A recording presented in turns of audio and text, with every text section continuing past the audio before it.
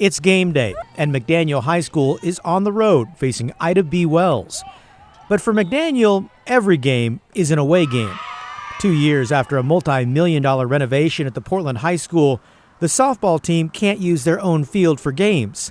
They've got to play elsewhere. We have to go off campus, and those get called home games, but they're not at home. And baseball is in the same position.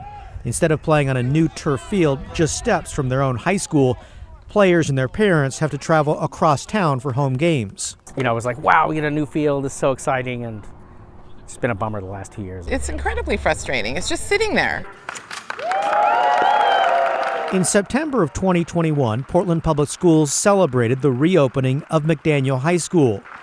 The roughly $240 million renovation included new theaters, common areas, and athletic fields. But at some point, it's not clear when, the district realized there was a flaw in the baseball and softball fields, making them unusable for games.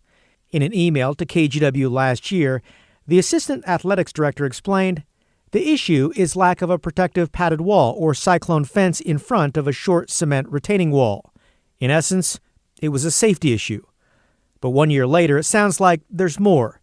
In a letter to the community, the district wrote, unfortunately, the new netting does not allow baseballs to bounce off the netting and remain in play, thus effectively shortening the length of the field and making it unusable for league games. To fix the problem, the district plans to install custom steel poles that will hold up new tension net and some protective padding, the letter explained. Wouldn't they know how to build a field correctly? So was that contractor paid? Where's that contractor? Are they paying for their mistake? Many parents, frustrated by delays, feel the district is giving them the runaround. No real good answers as to why the problem hasn't been solved yet. Kyle joins me now, and we told people that we would follow up after your initial story, so I'm so glad we're doing this. But some big questions. Who's going to pay and how much? It's not cheap, $750,000. We found that out through the contract, which we obtained through a public records request.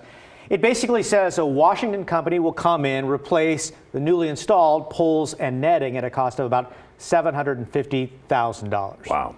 And are taxpayers going to foot the bill? Yeah, good question. I asked the district this. They said it won't impact any other programs, any other funds. This all comes from the bonds that were used to pay for the modernization of McDaniel High School. So they had an extra $750,000 just sitting around. Good question. Yeah, a little skeptical on that. All right, and how long is it going to take? Well, before we get to that, why not make the contractor or the architect pay?